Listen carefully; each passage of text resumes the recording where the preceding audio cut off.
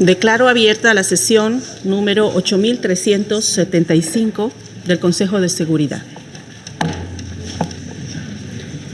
En el orden del día provisional para esta sesión figura el siguiente tema: la situación en el Oriente Medio, incluida la cuestión palestina. Queda aprobado el orden del día. De conformidad con el artículo 37 del Reglamento Provisional del Consejo, invito a participar en esta sesión a los representantes de Arabia Saudita, Bangladesh, Brasil, Cuba, Ecuador, Egipto, Indonesia, Irak, Israel, Japón, Jordania, Líbano, Malasia, Maldivas, Marruecos, Namibia, Noruega, Omán, Pakistán, Qatar, República Árabe Siria, República Bolivariana de Venezuela, República Islámica de Irán, Sudáfrica, Turquía, Uruguay y Vietnam. Propongo además que el Consejo invite al observador permanente del Estado Observador de Palestina ante las Naciones Unidas a participar en la sesión de conformidad con el reglamento provisional y la práctica establecida a este respecto. No hay objeciones, queda acordado. De conformidad con el artículo 39 del reglamento provisional del Consejo, invito a participar en esta sesión a los siguientes informadores: señor Nikolai Mladenov, coordinador especial para el proceso de paz del Oriente Medio y representante personal del secretario general, y señor Hagai El-Ad, director ejecutivo de B'Tselem. Así queda acordado. El señor Mladenov participa en la sesión por videoconferencia desde Jerusalén. De conformidad con el artículo 39 del Reglamento Provisional del Consejo, invito también a participar en esta sesión a las personas siguientes: la excelentísima señora Joanne Adamson, encargada de negocios interina de la Delegación de la Unión Europea ante las Naciones Unidas; el excelentísimo señor Cheikh Niang, presidente del Comité para el Ejercicio de los Derechos Inalienables del Pueblo Palestino; y el excelentísimo señor Maged Abdel Fattah Abdelaziz, observador permanente de la Liga de los Estados Árabes ante las Naciones Unidas. Queda así acordado.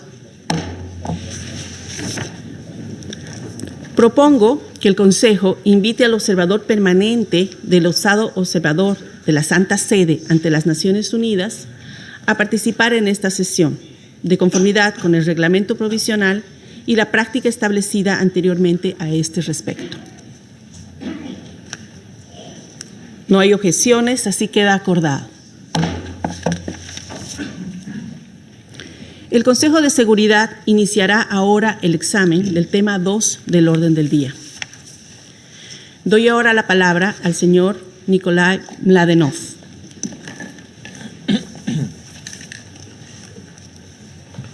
Madam President, members of the Security Council, Every month, I brief this Council on the situation in the Middle East and the Palestinian question. Every month, we speak of how continued settlement construction and the demolition of Palestinian structures in the occupied West Bank undermine the very foundations of the prospect of a sovereign Palestinian state. We condemn terror, violence, and incitement that eat away at the trust between Israelis, and we call for unity and reconciliation. Every month, we appeal to political leaders on both sides to find their way back to the table for negotiations, to reverse the negative trends on the ground, and to restore hope that it is through peaceful negotiations, not violence, that both Israelis and Palestinians will be able to live side by side, masters of their own fate. Day after day, however, we see the situation on the ground slipping in a different direction. We see it sliding into a one-state reality of perpetual occupation and violence that does not serve peace. We see the international consensus on how to resolve the Palestinian-Israeli conflict being challenged. Yet we all understand that without a negotiated resolution based on the final status issues, as they have been defined by Israelis and Palestinians themselves, there can be no sustainable peace that realizes the national, historic, and religious aspirations of both peoples. It is our shared responsibility to restore that prospect, to facilitate negotiations, to help the weaker party, to insulate the process from radicals and extremists, and to show results. Madam President, before I turn to the most urgent questions related to the situation in Gaza, I would like to begin with developments in the West Bank, including East Jerusalem, where violence is on the rise and Israeli authorities have continued the demolition and confiscation of Palestinian-owned structures.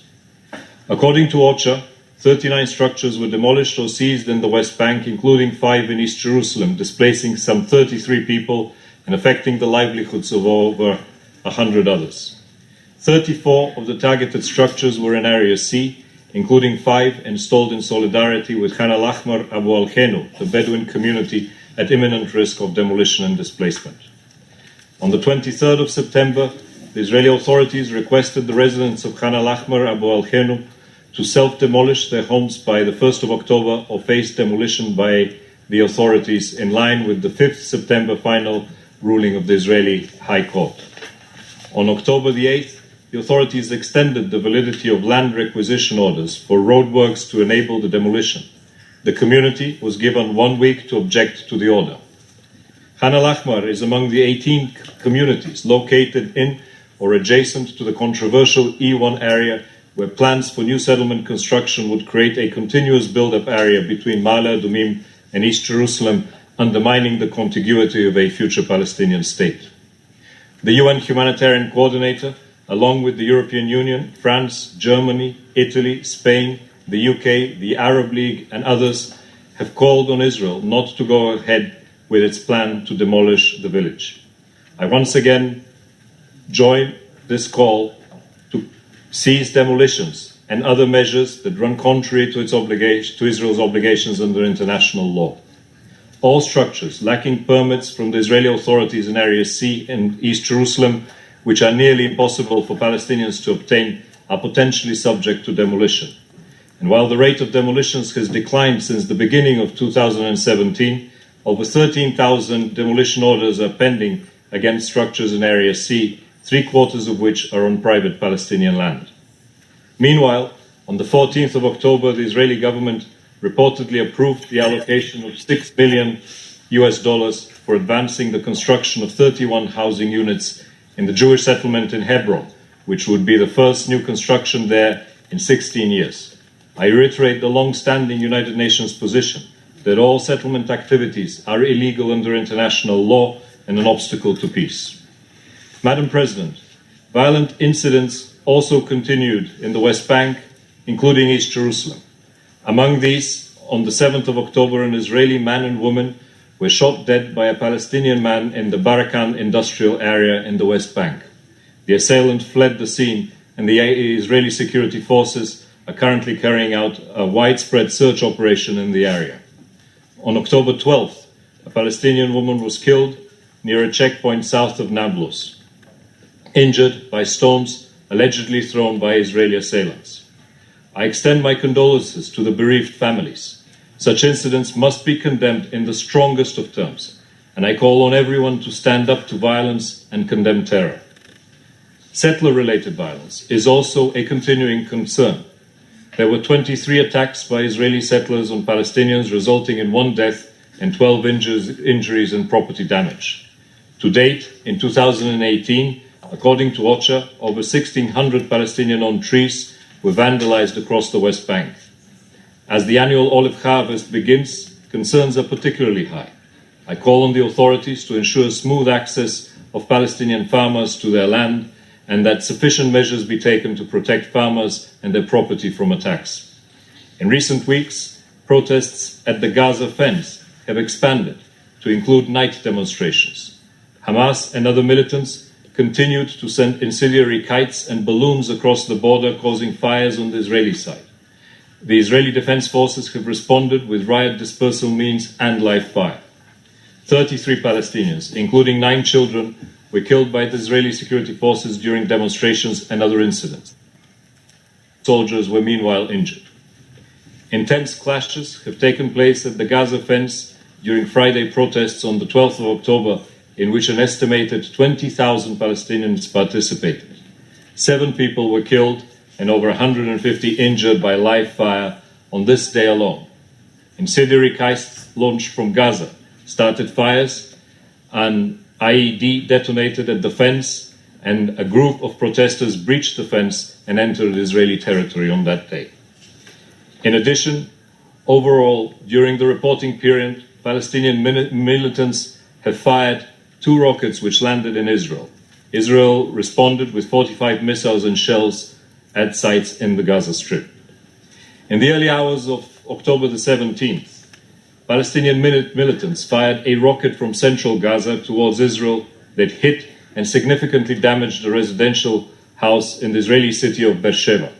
The city, some 40 kilometers from Gaza and well beyond the ring of communities in the immediate vicinity of the Strip, can be reached only by medium-range rockets. After the 9th of August Grad rocket that landed in the outskirts of Beersheba, this was the second projectile to reach such a distance since the 2014 conflict. 3 Israelis were reportedly injured. A second rocket landed in the sea southwest of Tel Aviv. The Israeli Air Force responded with a series of airstrikes, firing at several locations, most of them identified as military sites around Gaza.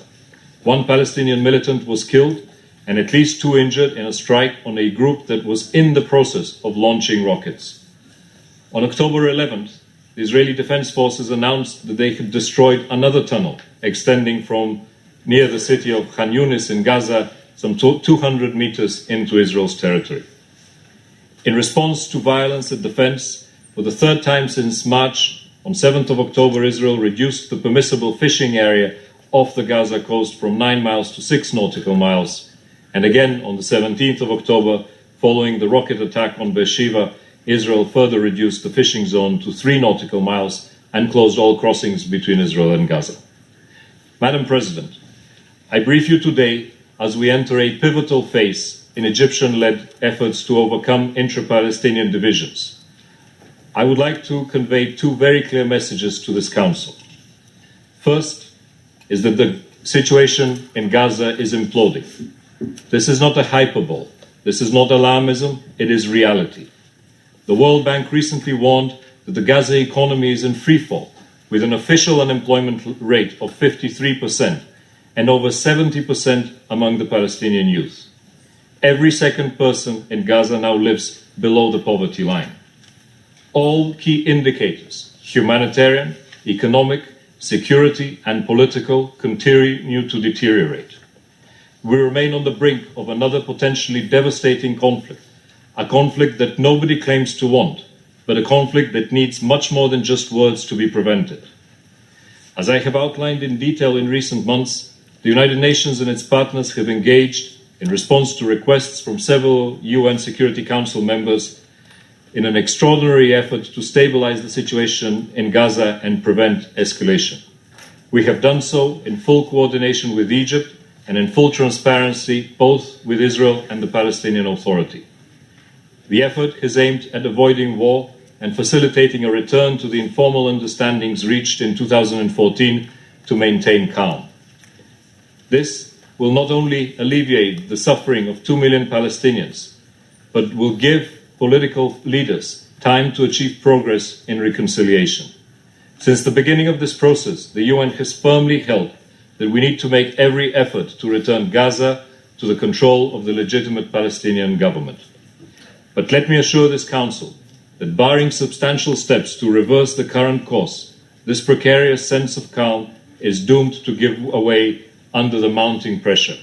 It is already beginning to fray. Recent days have seen tensions and violent confrontations rising again.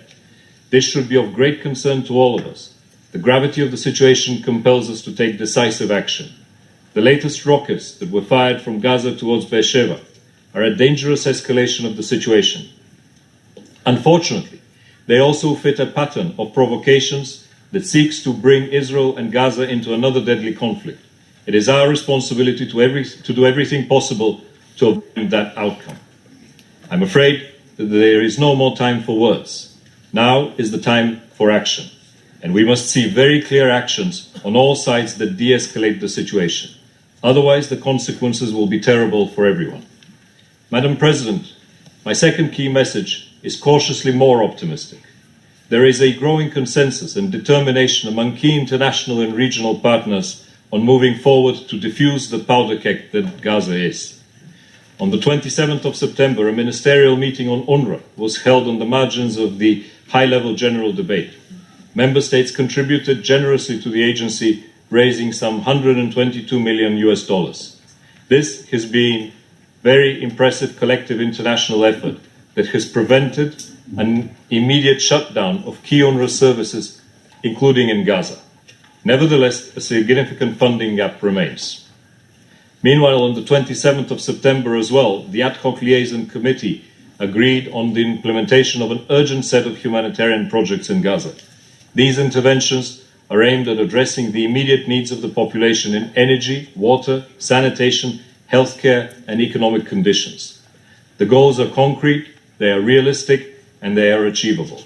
There is no discussion here of projects such as airports or seaports or sea channels. I take this opportunity to express my sincere gratitude and appreciation to the government of the State of Qatar for its swift and generous response to the AHLC call and providing some $60 million for fuel to increase the supply of electricity in the Gaza Strip. Madam President, relieving the humanitarian pressure on the ground will reduce the threat of escalation and give space for Egyptian-led efforts to return the legitimate Palestinian government to Gaza. The Middle East Quartet has also endorsed this approach. Disengaging from Gaza, plunging it into another conflict, or tightening the closures furthers the divide with devastating humanitarian and political consequences for the Palestinian national cause. Madam President, I appeal to you, I appeal to all Council members and to all friends of Israel and friends of Palestine to join the United Nations in calling on all sides to step back from the brink. All parties must maintain their continued commitment to the 2014 ceasefire arrangements. Hamas and other militant groups must immediately and effectively stop all provocations and attacks, including rockets and mortars, IEDs, attempts to breach the fence, incendiary balloons and kites, tunnel construction, and rein in all violence at the border. Israel must restore the delivery of critical supplies to Gaza and improve the movement and access for goods and people. Israeli security forces must exercise maximum restraint in the use of live ammunition. The Palestinian Authority must not disengage from Gaza and continue its engagement with the international community to help alleviate the suffering of its people in Gaza. Any effort by any party to block the provision of critical assistance designed to relieve humanitarian suffering must not be tolerated. Madam President, these steps are only temporary and aimed at avoiding war. We must never forget that at its heart, Gaza is not a humanitarian problem. It is a political problem. Humanitarian efforts are taking place in coordination with and in support of Egyptian efforts to bring Gaza back under the full control of the legitimate Palestinian government. The government's return to Gaza and the lifting of the suffocating movement and access restrictions are necessary for addressing the humanitarian, the economic needs of the population in a sustainable manner, but also addressing the very important political challenges ahead. In addition to the unification of all Palestinians under one single legitimate Palestinian national authority, the bigger picture must also be addressed: an end to the occupation and the realization of the two-state solution based on relevant UN resolutions, with Gaza as an aim to grow part. And make no mistake, the consequences of failure will be severe, just as the benefits of success will be profound. Madam President, briefly turning to Lebanon, the country has entered its 5th month without a government. Prime Minister-designate Hariri continues consultations for an agreement on national unity government. I hope that political stakeholders will soon overcome their differences and provide Lebanon with a new government that can deliver on its commitments vis-à-vis its citizens and the international community. While the situation in South Lebanon and along the Blue Line remained calm, the rhetoric between Israel and Lebanon underpins risks of miscalculation. It is essential that the parties refrain from provocative action and renew their commitment to Resolution 1701 in word and in deed. Furthermore, I call on Lebanese authorities to complete the investigation into the 4th of August attack on a UNIFIL patrol. Turning also to the situation on the Golan, military conflict on the Bravo side ceased in late July, with the Syrian government regaining control of parts of the area of separation that had previously been under the control of various non-state armed opposition groups. In recent weeks, low levels of military activity have been observed in the areas of separation and limitation on the Bravo side. UNDOF has assessed that it has been due to controlled detonations of explosive ordnance as part of the clearance by Syrian security forces. I personally visited UNDOF facilities in the Israeli-occupied Golan on the 4th of October and was encouraged with the progress made in implementing the phased UNDOF plan for the continued return of forces to the Bravo side. I welcome the reopening on the 15th of October of the Konetra crossing, which was facilitated by the parties to the 1974 Disengagement of Forces Agreement. Madam President, in closing, let me reiterate that we must break out of the endless cycle of emergency responses and stopgap measures. The Palestinian people, whether they live in the West Bank, including East Jerusalem, whether they live in Gaza or as refugees in the region, deserve sustainable and just solutions, just as the people of Israel deserve peace and security. Both deserve to respect their national dignity and identity and to build a better future for themselves and their families. Palestinians deserve to be masters of their own faith, to be governed by democratically elected institutions, to have a state of their own that lives in peace and security with the State of Israel, without the walls of occupation, without the fear of reprisal or displacement, and certainly without the fear that the entirety of their lives will be spent struggling with no end in sight. Thank you. Doy las gracias al señor Mladenov por la importante información que nos ha proporcionado. Doy ahora la palabra al señor Hagai El-Ad. Thank you, Madam President, and thank you, members of the Security Council. It is very difficult, if not impossible, to fully convey the indignity, the outrage, and the pain of a people denied the benefit of human rights for more than 50 years. Here, in these chambers, it is hard to articulate the flesh and blood meaning of the exposed lives Palestinians endure under occupation.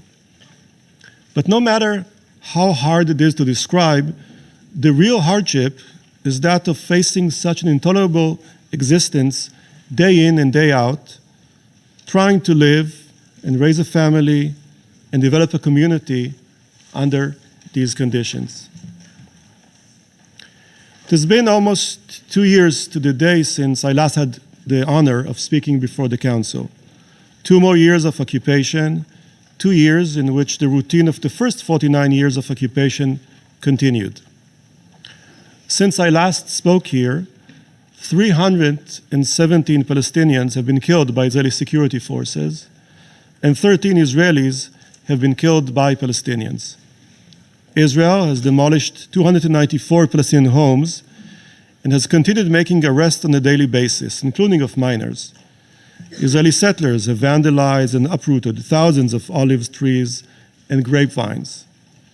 Israeli security forces have continued to regularly enter Palestinian houses, sometimes coming in the dead of night to wake children, register their names, and take their pictures.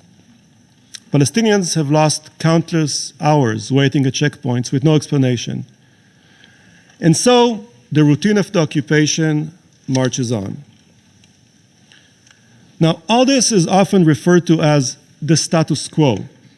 Yet, there is nothing static about this reality. It is a calculated and deliberate process of slowly splitting up an entire people, fragmenting their land and disrupting their lives, separating Gaza from the West Bank, breaking up the West Bank into small enclaves, and walling off East Jerusalem from the rest of the West Bank. Eventually, what remains are isolated bits, easier to oppress. A family slated for eviction in the East Jerusalem neighborhood of Silwan, a community such as Urif, south of Nablus, trying against all odds to hold on to its land and farm it in the face of Israel's long arm of unchecked settler violence. Or Area A of the West Bank, conveniently said to be under full Palestinian control, but in fact essentially large Bantustans, slowly but surely being hemmed in by ever more new or expanding Israeli settlements. Now, none of this is random. All of it is policy-driven. Two of the latest and most conspicuous examples are Israel's conduct in the recent protest in Gaza and its plans for Khan al-Ahmar, a Palestinian shepherding community. Some 200 people live in Khan al-Ahmar, just a few kilometers east of Jerusalem, in an area where Israel has long endeavored to minimize Palestinian presence and expand settlements. Israel plans to raze the entire community, claiming that all its structures were built illegally. The government further claims that it has generously offered to relocate the community, even going so far as to guarantee it would foot the bill for the relocation site. Israel also contends that its actions are legitimate. The High Court had given its seal of approval, had it not? But these claims are nothing short of distortions carefully constructed by eager attorneys building on the unsound and unjust foundations of hollow legal formalisms. For one thing, there's no argument that the homes were built without permission from the Israeli authorities. But this is the case not because Palestinians are inherently lawbreakers, as some in Israel suggest. Rather, it is because they have no other alternative. It is all but impossible for Palestinians to obtain building permits from the Israeli authorities because the Israeli established planning regime in the West Bank is meant, by design, to serve settlers and dispossess Palestinians. Secondly, the government failed to mention that the two relocation sites it so generously offered leave something to be desired. One is beside a garbage dump, and the other next to a wastewater treatment facility. Moreover, relocation would completely undermine the community's ability to make a living. Finally, in its ruling, the High Court completely ignored the reality of the planning regime in the West Bank. So the fact that the High Court approved the government's decision doesn't make the demolition just or even legal. It only makes the justices complicit by approving the action that is nothing short of the war crime of forcible transfer of protected people in an occupied territory. The Gaza Strip, with a population of nearly 2 million, has essentially become an open-air prison.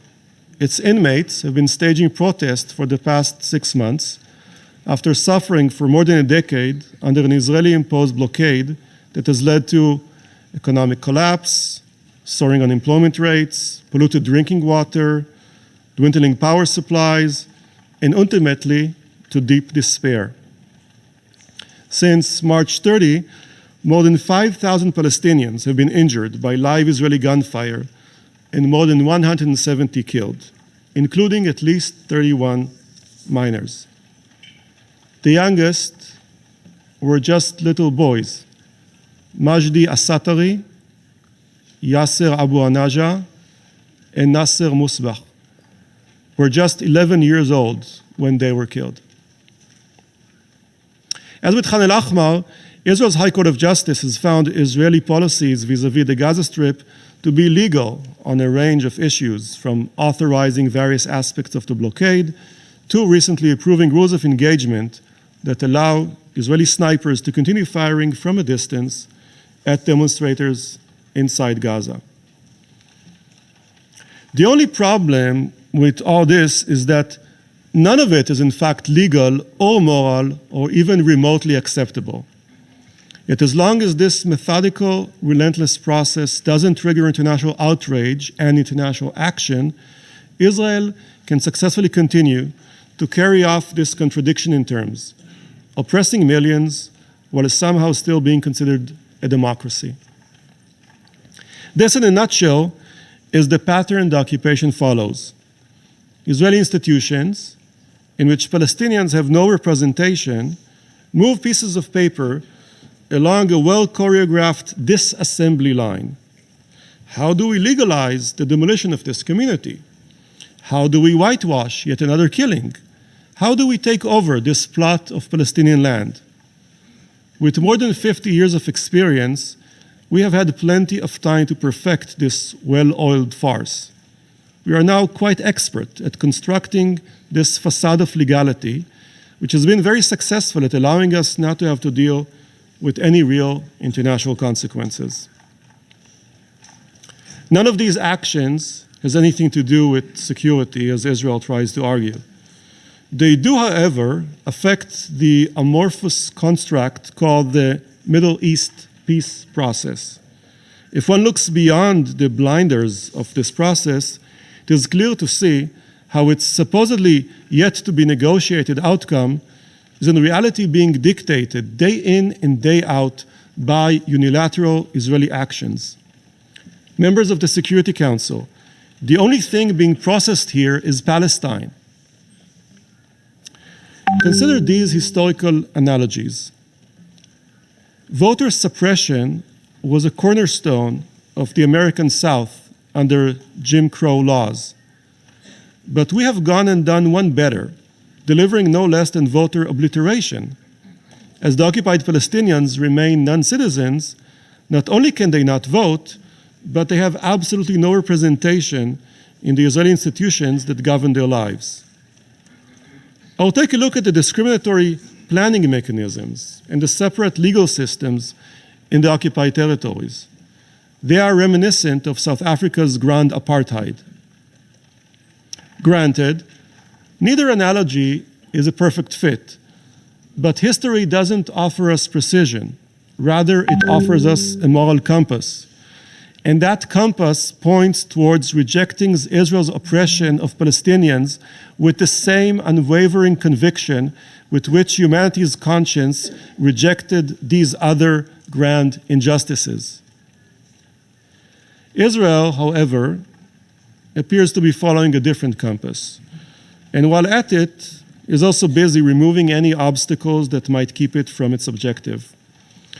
Ongoing efforts to legislate against Israeli human rights organizations now go hand in hand with the routine in which opposition to the occupation is being equated with treason.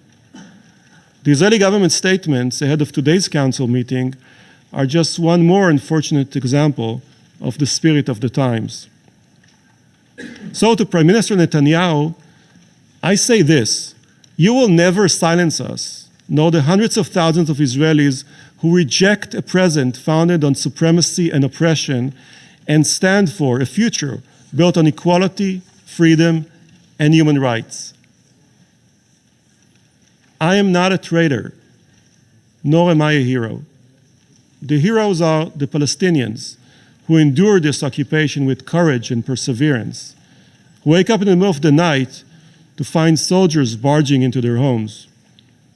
who know that if a loved one is killed, impunity is all but guaranteed to the perpetrators, who stay on their land knowing that it is only a matter of time before the bulldozers arrive.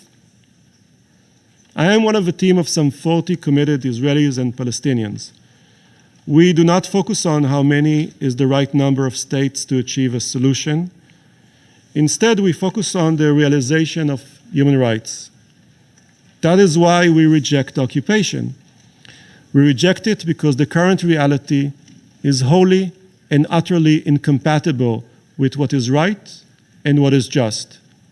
It is a reality wholly and utterly incompatible with a life of freedom and dignity for all 13 million people, both Israelis and Palestinian, living between the Jordan River and the Mediterranean Sea. And that is the future we strive for. Even if it now seems far off and receding ever further away, we can make that future a reality. Assertive international action can make it happen. It is the only viable nonviolent option. The world must let Israel know that it will no longer stand idly by, that it will take action against the continued dismantling of the Palestinian people.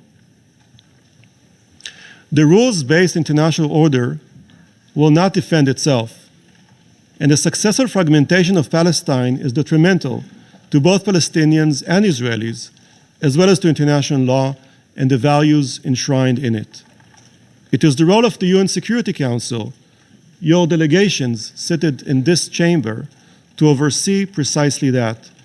The stakes are high. The Security Council must take action. In fact, it has already decided to do so, even if in a very limited fashion. However, it is a matter of record that the Secretary General has so far had little to report to the Council on the implementation of Article 5 of Resolution 2334. Now, before closing, I'd like to take us all back to Khan el-Ahmar. The need for action there is acute and urgent. As Israel tests the international community's resolve to see how far and how fast it can proceed, what might happen any day now in Khan el-Ahmar will determine the fate of Palestinian communities all over the West Bank. So far, Israeli preparations to demolish Khan el-Ahmar continue unabated. High-level international statements have had no impact. Not even the united voice, as expressed on September 20, of the 5 current European members of this Council, joined by former member Italy and future members Belgium and Germany. You have my sincerest thanks and deep appreciation for these statements. Without your efforts, I doubt if Khan el-Ahmar would still be standing today. Yet Israel has already answered your call by continuing with preparations for the demolition. Just a few days ago, the Minister of Defense described actions that are nothing short of forcible transfer as moving a small group of people within a several kilometer radius. He called on you to stop your flagrant interference in Israel's plans, as if the forcible transfer of Khan el-Ahmar, a strategic step in Israel's dismantling project, is somehow an internal domestic matter. Members of the Security Council, you have spoken and you have gotten Israel's answer. Action must now follow. Thank you very much. Doy las gracias al señor El-Ad por la información que nos ha proporcionado. Tiene ahora la palabra el observador permanente del Estado Observador de Palestina.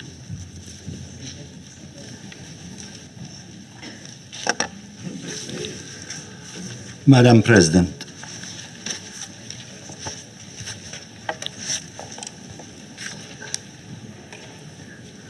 we warmly congratulate the state of Bolivia on its presidency of the Security Council.